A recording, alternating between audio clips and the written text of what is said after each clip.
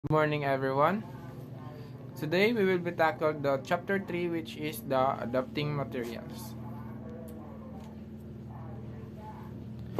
Okay, first we discuss about the teacher-centered learning and the student-centered learning.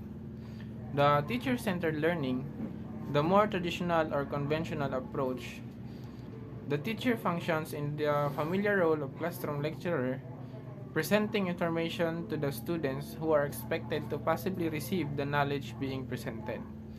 While the student-centered learning, the teacher is still the classroom authority figure but functions as more of a coach or facilitator as students embrace a more active and collaborative role in their own learning. And the advantage of adapted materials is that it can approximate authentic material yet focus in on particular pedagogical points, and it can be tailored in very specific ways.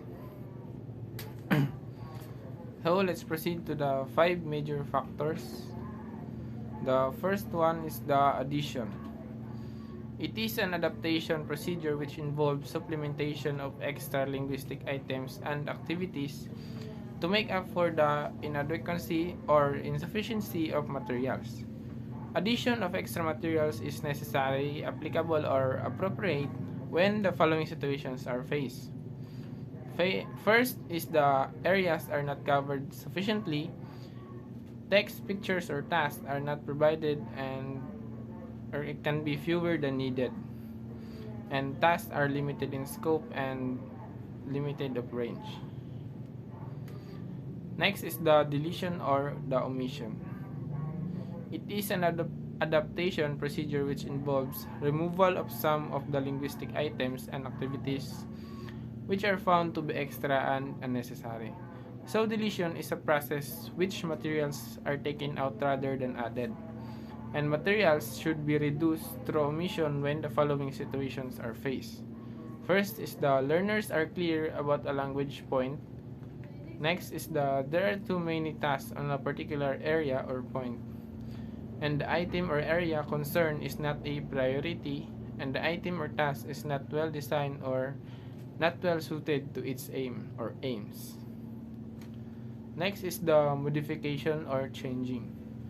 Modification means change in different aspects of materials such as linguistic, level, exercises, assessment system, and so on.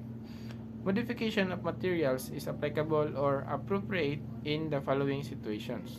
First is that texts are inappropriate of length, and materials are inappropriate to the aim and inappropriate to the learner's age or experience. Fourth one is the simplification.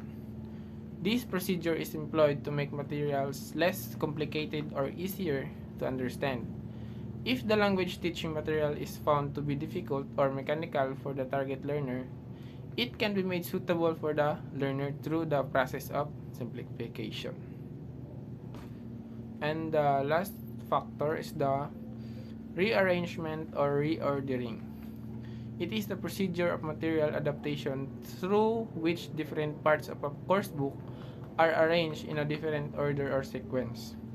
Rearrangement of materials helps to make them comparatively more interesting and appropriate for the learner as well as the teacher.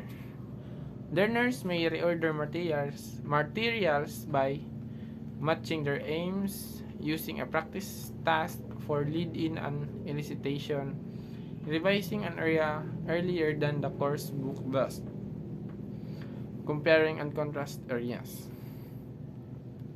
So let's proceed to the key features in materials adaptation. The first features is the music and videos. If you're not using this one already, you're really missing out. Remember, the first rule of language learning is the input.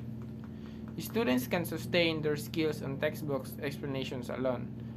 They need the constant reinforcement that authentic sources provide.